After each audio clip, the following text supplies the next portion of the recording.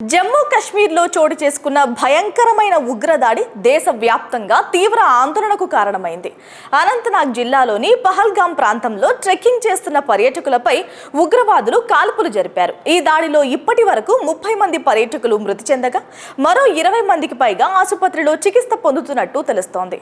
వారిలో కొంతమంది పరిస్థితి విషమంగా ఉన్నట్టు సమాచారం. అయితే సైనికుల దుస్తుల్లో వచ్చిన ముష్కరులు ఈ ఘాతుకానికి ఒడిగట్టారు. ఉగ్రవాదానికి కులం మతం లేదు, ప్రాంతం లేదు అన్నది నిన్నటి మాట. వారికి కులం, మతం, ప్రాంతం అన్నీ ఉంటాయి. వాటికి మించి రాజకీయం కూడా ఉంది అన్నది నిన్నటి పహల్గామ్లో చేసిన ఉగ్రవాదుల భయంకర దాడి నిరూపించింది.